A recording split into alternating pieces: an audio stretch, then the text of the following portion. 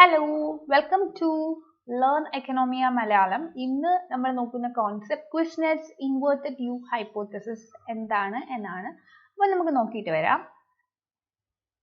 ശരിക്കും നമ്മുടെ ഡെവലപ്മെന്റ് ഇക്കണോമിക്സിൽ വളരെ ഇമ്പോർട്ടൻ്റ് ആയിട്ടുള്ള ഒരു ടോപ്പിക്കാണ് നമ്മുടെ ക്വിസ്നറ്റ്സ് ഇൻവേർട്ടഡ് യു ഹൈപ്പോത്തസിസ്. അപ്പം ഈ ഐഡിയ പറയുന്നത് എല്ലാ രാജ്യങ്ങളും എക്കണോമിക് ഡെവലപ്മെന്റിന് വേണ്ടി ശ്രമിച്ചുകൊണ്ടേയിരിക്കുന്ന രാജ്യങ്ങളാണ് അല്ലേ. അപ്പോൾ ഈവൻ ഡെവലപ്പിംഗ് നേഷൻസ് ആണെങ്കിലും വെൽ ഡെവലപ്ഡ് നേഷൻസ് ആണെങ്കിലും അവർക്ക് ഇനിയും ഡെവലപ്മെന്റ് വേണം എന്നാണ് അവരുടെ ആഗ്രഹം. ഇപ്പൊ പുവർ നേഷൻസ് ആണെങ്കിലും ഇതേ ആഗ്രഹം തന്നെയാണ്, ഇനിയും ഡെവലപ്മെന്റ് വേണം. അപ്പൊ ഈ ഇക്കണോമിക് ഡെവലപ്മെന്റ് എന്ന് പറയുന്ന ഐഡിയ തന്നെ അസോസിയേറ്റ് ചെയ്തിരിക്കുന്നത് ഒരു ഇനിക്വാലിറ്റി ആസ്പെക്റ്റുമായിട്ടാണ്.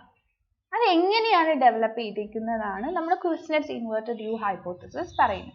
അതായത് ഈ രണ്ട് വേരിയബിൾസും ഇക്കണോമിക് ഡെവലപ്മെന്റും ഇൻകം ഇനിക്വാലിറ്റി ഇവർ തമ്മിലുള്ള റിലേഷൻ എങ്ങനെ പോകുന്നു എന്നാണ് ആക്ച്വലി നമ്മുടെ ക്വിസ്നറ്റ്സ് ഇൻവേർട്ടഡ് യു ഹൈപ്പോത്തസിസ് പറയുന്നത്. ഓവർ ടൈം ഇതിന് എന്തൊക്കെ മാറ്റങ്ങൾ വരുന്നുണ്ട് എന്ന് പറയും. അപ്പോൾ സൈമൺ ക്വിസ്നറ്റ്സ് എന്ന് പറയുന്ന ഒരു ഇക്കണോമിസ്റ്റ് ആണ് ഇത് കൊണ്ടുവന്നത്. അപ്പൊ അദ്ദേഹം പറയുന്നതെന്ന് പറഞ്ഞാൽ നമ്മുടെ ഇൻകം ഇനിക്വാലിറ്റി ഉണ്ടല്ലോ, അത് ആദ്യം ഇൻക്രീസ് ചെയ്യും. ഇൻകം ഇനിക്വാലിറ്റി ആദ്യം ഇൻക്രീസ് ചെയ്യും. അപ്പോൾ ഇൻകം ഇനിക്വാലിറ്റിയും ഡെവലപ്മെന്റും തമ്മിലുള്ള റിലേഷൻ ആദ്യം ഒരു ഡയറക്റ്റ് റിലേഷൻ ആയിരിക്കും. ആദ്യം ഇവർ തമ്മിൽ ഈ രണ്ട് വേരിയബിൾസ് തമ്മിൽ ഒരു ഡയറക്റ്റ് റിലേഷൻ ആയിരിക്കും. അപ്പോൾ എന്താണ്, ഇപ്പോൾ നമുക്ക് എക്സ് ആക്സിസും വൈ ആക്സിസും ഉണ്ടെങ്കിൽ ഇത് എക്സ് ഇത് വൈ അങ്ങനെയാണെങ്കിൽ ഇവർ തമ്മിലുള്ള റിലേഷനിൽ ആദ്യം ഒരു ഇൻക്രീസിങ് ട്രെൻഡ് ആയിരിക്കും കാണിക്കുന്നത്. അപ്പോൾ കൺട്രി പീരീഡ് 1-ൽ നിന്നും പീരീഡ് 2-ലേക്ക് ഇക്കണോമിക്കലി ഡെവലപ്ഡ് ആകുമ്പോൾ ഇവർ തമ്മിലുള്ള റിലേഷൻ ഒരു ഇൻക്രീസിങ് ട്രെൻഡ്, അതായത് ഇക്കണോമിക് ഡെവലപ്മെന്റ് കൂടുന്നതനുസരിച്ച് ഇൻകം ഇനിക്വാലിറ്റി കൂടുന്നു. എന്നിട്ട് എന്ത് സംഭവിക്കുന്നു, ഇവിടെ നമ്മൾ ഇൻകം എടുക്കുന്നു. ഓക്കെ, എക്സ് ആക്സിസിൽ ഇൻകം, ഇവിടെ നമുക്ക് ഇനിക്വാലിറ്റി എടുക്കാം. ഇനി ഇതൊരു പീക്ക് ലെവലിൽ എത്തുന്നു. ഓക്കെ, ഈ പീക്ക് ലെവലിൽ എത്തിക്കഴിഞ്ഞിട്ട് പിന്നെ എപ്പോഴൊക്കെ ഡെവലപ്മെന്റ് നടക്കുന്നു അപ്പോഴൊക്കെ നമുക്ക് കാണാൻ പറ്റുന്നത് ഇനിക്വാലിറ്റി കുറയുന്നു എന്നാണ്. അതായത് ഒന്നുകൂടി ഇൻകം ഇൻക്രീസ് ചെയ്യുന്ന സമയത്ത് ഇനിഷ്യൽ ഫേസിൽ അല്ലെങ്കിൽ ഡെവലപ്മെന്റ് പോസിബിൾ ആകുന്ന സമയം ഇനിഷ്യൽ ഫേസിൽ ഇനിക്വാലിറ്റി അവിടെ ഇൻക്രീസ് ചെയ്യുന്നു. ലേറ്റർ ഓൺ ഇതൊരു പീക്ക് ഫേസിൽ എത്തുന്നു. പീക്ക് ഫേസ് എന്ന് പറയുമ്പോൾ ഒരു മാക്സിമം സ്റ്റേജിൽ എത്തുന്നു. എന്നിട്ട് പിന്നീട് അതിനുശേഷം ഇത് മാക്സിമം സ്റ്റേജിൽ എത്തിക്കഴിഞ്ഞതിന് ശേഷം ഡെവലപ്മെന്റ് നടക്കുമ്പോൾ അല്ലെങ്കിൽ ഇൻകം അവിടെ ഇൻക്രീസ് ചെയ്യുമ്പോൾ എന്ത് സംഭവിക്കും, ഇനിക്വാലിറ്റി കുറയും. നമുക്ക് ഡീറ്റെയിൽഡ് ആയിട്ട് നോക്കാം. ഇതിന്റെ കാര്യം എന്താന്ന് വെച്ചാൽ ഏർലി സ്റ്റേജസ് ഓഫ് ഡെവലപ്മെന്റിൽ അല്ലെങ്കിൽ ഏർലി സ്റ്റേജസ് ഓഫ് ഇൻഡസ്ട്രിയലൈസേഷൻ വരുമ്പോൾ ഇൻകം ഇനിക്വാലിറ്റി ഇൻക്രീസ് ചെയ്യാനുള്ള ചാൻസ് അവിടെ കൂടുതലാണ്. കാരണം ഇൻഡസ്ട്രിയലൈസേഷൻ സ്റ്റാർട്ട് ചെയ്തിട്ടേ ഉള്ളൂ.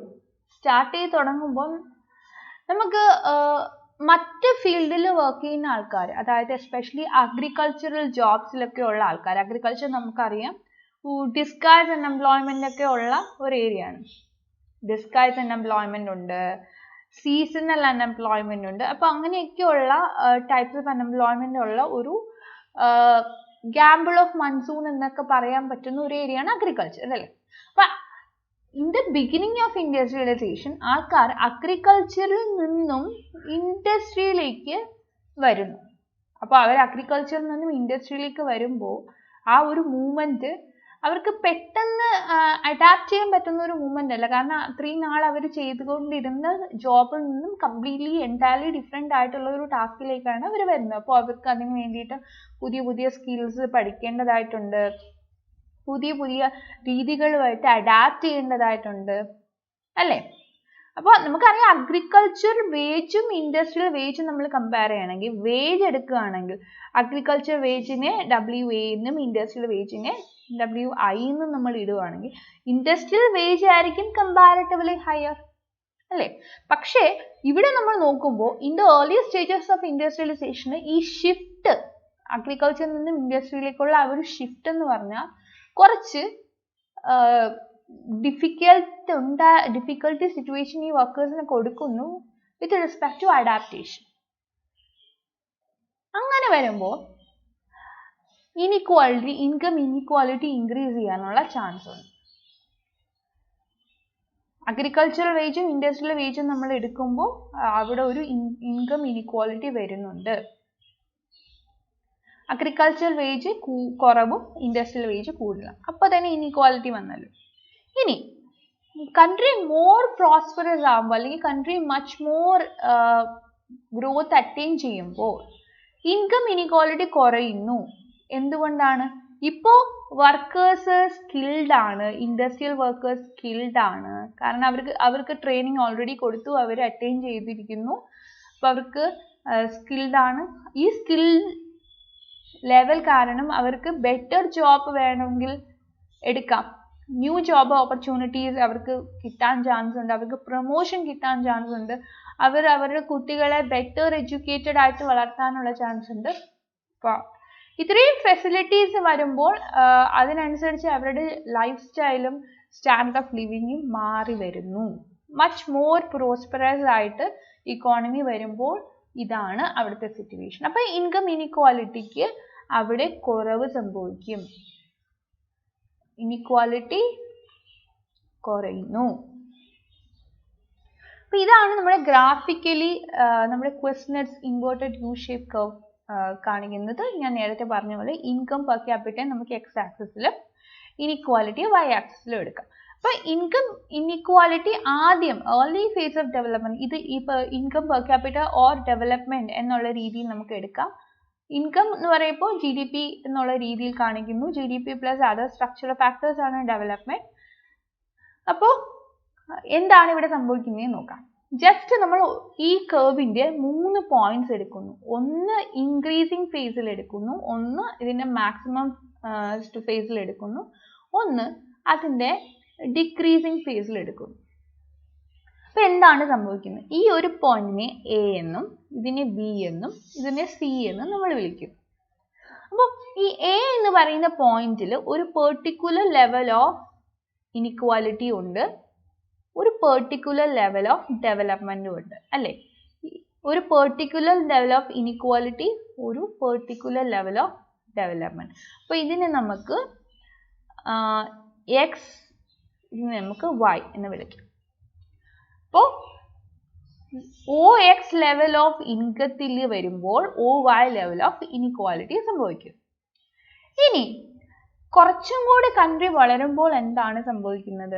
കുറച്ചുകൂടി കൺട്രി വളരുമ്പോൾ അത് ബിയിലെത്തുന്നു. അതായത് X' എന്ന് പറയുന്ന ഒരു ലെവൽ ഓഫ് ഡെവലപ്മെന്റ് അല്ലെങ്കിൽ ഒരു ലെവൽ ഓഫ് ഇൻകം വരുമ്പോൾ കൺട്രിക്ക് ഉള്ള ഇൻഇക്വാലിറ്റി എന്ന് പറയുമ്പോൾ Y'. ഓക്കെ. അപ്പോൾ ഇവിടെ കാണിക്കുന്നത് നമ്മുടെ ഗ്രോത്ത് വരുംതോറും അല്ലെങ്കിൽ ഡെവലപ്മെന്റ് പോസിബിലിറ്റി കൂടുന്തോറും നമ്മുടെ ഇൻഇക്വാലിറ്റിയും അവിടെ വളരുകയാണ് എന്നാണ്. ഇനി what will happen after reaching the maximum? ഇതാണ് നമ്മുടെ മാക്സിമം ലിമിറ്റ്.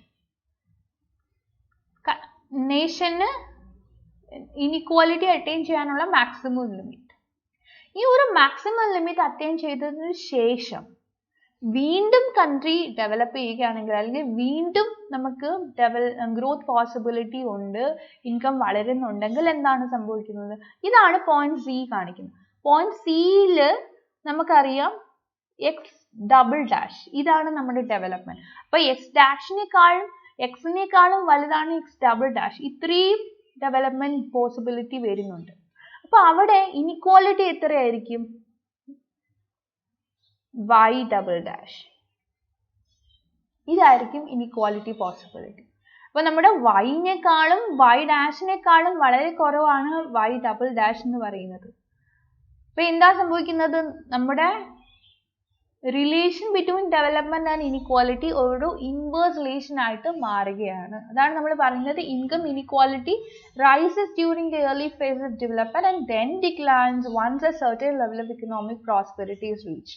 ഇതാണ് നമ്മുടെ certain level of economic prosperity which is a maximum. ഈ ഒരു മാക്സിമം ലിമിറ്റ് റീച്ച് ചെയ്തതിന് ശേഷം പിന്നും അല്ലെങ്കിൽ വീണ്ടും നമ്മുടെ നേഷൻ ഡെവലപ്പ് ചെയ്യുന്നതനുസരിച്ചിട്ട് നമ്മുടെ ഇക്കണോമിക് ഇനിക്വാലിറ്റി അവിടെ കുറയുകയാണ് ചെയ്യുന്നത്. അപ്പോൾ ഇതാണ് നമ്മുടെ ഫേമസ് ക്വസ്റ്റ്നേഴ്സ് ഇൻവേർട്ടഡ് യു ഹൈപ്പോത്തസിസ്. ഈ ഒരു ഹൈപ്പോത്തസിസ് സൈമൺ ക്വസ്റ്റ്നേഴ്സ് കൊണ്ടുവന്നപ്പോഴേക്കും അദ്ദേഹത്തിന് ഒരുപാട് ക്രിറ്റിസിസംസ് ഫേസ് ചെയ്യേണ്ടി വന്നു. അത് ക്രിറ്റിസിസം എന്തൊക്കെയാണ് നമുക്ക് നോക്കാം. അപ്പോൾ ആദ്യത്തെ ക്രിറ്റിസിസം തന്നെ നമുക്ക് ഈ ഒരു pattern of inverted U relationship between income inequality and development എന്ന് പറയുന്നത് എല്ലാവർക്കും ഒരേപോലെ ഈ പാറ്റേൺ ഹോൾഡ് ചെയ്യുമോ, എല്ലാ നേഷൻസിനും ഈ ഒരു പാറ്റേൺ ആപ്ലിക്കബിൾ ആകുമോ എന്നുള്ളൊരു കേസ് ഒരു ക്വസ്റ്റ്യൻ മാർക്കാണ്. കാരണം ചിലപ്പോൾ ചില നേഷൻസിന് ആപ്ലിക്കബിൾ ആവണമെന്നില്ല. കാരണം നമുക്ക് അതർ ഫാക്ടേഴ്സിനെയും നമ്മുടെ ഡെവലപ്മെന്റിനെ ഇൻഫ്ലുവൻസ് ചെയ്യുന്നതായിട്ട് നമ്മൾ കാണേണ്ടി വരുന്നു.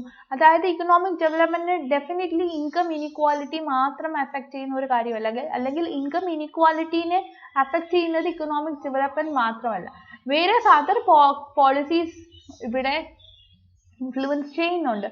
നമ്മുടെ പൊളിറ്റിക്കൽ ഫാക്ടേഴ്സ്, കൾച്ചറൽ ഫാക്ടേഴ്സ് ഒക്കെ ഇവിടെ ഇൻഫ്ലുവൻസ് ചെയ്യുന്നുണ്ട്. അതുകൊണ്ട് തന്നെ ഈ ഒരു പാറ്റേൺ യൂണിവേഴ്സൽ ആയിട്ട് ഇതേപോലെ തന്നെ സംഭവിക്കുന്നു എന്ന് നമുക്ക് പറയാൻ പറ്റത്തില്ല.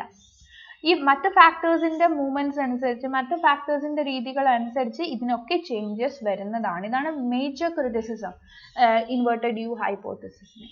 അപ്പോൾ അതായിരുന്നു ഇന്നത്തെ ഇൻവേർട്ടഡ് യു ഹൈപ്പോത്തസിസ് എന്നുള്ള concept and topic of discussion. നിങ്ങൾക്ക് ഇത് മനസ്സിലായെന്ന് വിചാരിക്കുന്നു. Thank you for watching. നിങ്ങൾക്ക് നമ്മുടെ ചാനൽ ലൈക്ക് ചെയ്യാം, ഷെയർ ചെയ്യാം ആൻഡ് സബ്സ്ക്രൈബ് ചെയ്യാം. നമ്മുടെ ടെലിഗ്രാം കമ്മ്യൂണിറ്റിയിൽ ജോയിൻ ചെയ്യാം. അവിടെ ഫ്രീ മെറ്റീരിയൽസ് അവൈലബിൾ ആണ്, ക്വസ്റ്റ്യൻ പേപ്പേഴ്സ് അവൈലബിൾ ആണ്. അതിൻ്റെ ലിങ്ക് ഞാൻ ഡിസ്ക്രിപ്ഷൻ ബോക്സിൽ കൊടുക്കാം. പിന്നെ ലേൺ എക്കണോമി ആപ്പ് അതും ഡൗൺലോഡ് ചെയ്യാം, അതിൻ്റെയും ലിങ്ക് ഞാൻ ഡിസ്ക്രിപ്ഷൻ ബോക്സിൽ കൊടുക്കാം. അപ്പോൾ that's it for today. Bye bye. See you with the next topic.